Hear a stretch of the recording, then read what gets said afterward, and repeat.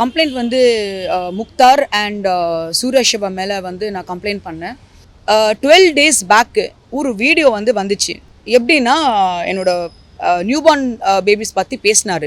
ஒன்று வந்து என்னோட மூஞ்சி இருக்குது, இன்னும் ஒன்று குழந்தை வந்து என்னோட மூஞ்சியே இல்லை. அதில் வந்து ஃபோட்டோ அண்ணாமலை சாரோட ஃபோட்டோ வச்சுட்டு அப்படியே அப்படியே ஃபோட்டோ எடுத்து போட்டார். என்ன தகுதி இருக்குங்க அவருக்கு பேசுறதுக்கு? அது பார்த்துட்டு எனக்கு ஒன்றுமே எனக்கு புரியல.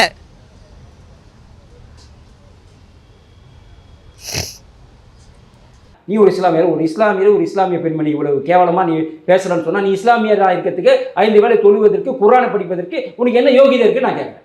இந்த முக்தார் என்பவனுக்கு அவன் ஒரு கேடு கட்டவன், ஒரு மானம் கட்டவன், அவன் சூடு சொரணம் இல்லாதவன். அவன்லாம் யூடியூப் வச்சு சேனல் நடத்துறதுக்கு லாய்க்கே கிடையாது. மொத்தமாக அவனுடைய யூடியூப் சேனல் ஆபாச பேச்சு மட்டும் தான் இருக்கும்.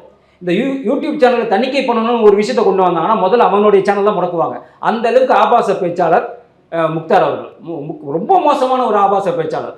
அவர் கூட யார் வந்தாலுமே அவர் எப்படிப்பட்ட ஆட்களை கூட்டு வருவார்னா, மோடிக்கு எதிரான ஒரு கருத்தை சொல்லக்கூடிய, திமுகவுக்கு ஆதரவான கருத்தை சொல்லக்கூடிய அவங்கள மட்டும் தான் அவர் கூட்டு வருவார். இப்போ தாவேகாக்கு எகெயின்ஸ்டாக வர்றாரு.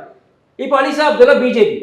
அப்போ பிஜேபியில் அவங்களுடைய குழந்தைகளோட பிறப்பு ஒரு அந்த யூடியூப் சேனலில் பேச வரும்போது அவங்க அதை விஷயமா கம்ப்ளைண்ட் கொடுக்குறாங்க.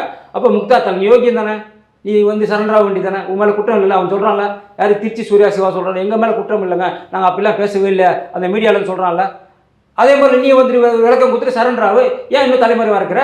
அப்போ நீ அது தப்பு செஞ்சேன்னு அர்த்தமா? அலிசா அப்துல்லா யார்? அவங்களும் ஒரு இஸ்லாமியர் தானே. நீ ஒரு இஸ்லாமிய பெண்மணி இவ்வளவு கேவலமாக நீ பேசுகிறன்னு சொன்னால், நீ இஸ்லாமியராக இருக்கிறதுக்கு 5 வேளை தொழுவதற்கு குர்ஆனை படிப்பதற்கு உனக்கு என்ன யோகிதை இருக்குது நான் கேட்குறேன். இல்லையா? ஒரு மதத்தை சார்ந்த ஒரு பெண்ணுடைய குழந்தைகளையே பிறப்பு தவறாக பேசுகிறேன்னு சொன்னால், நீ எல்லாம் இஸ்லாமியராக இது என்ன லாய்க்கு இருக்குது?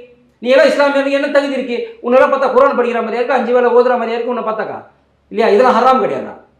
அப்போ இது மாதிரி ஆட்களை வந்துட்டு நீங்கள் கமிட்டிலேருந்து தூக்கிடணும். இவனோட யூடியூப் சேனல் தடை பண்ணணும் எனக்கு தெரிஞ்சு.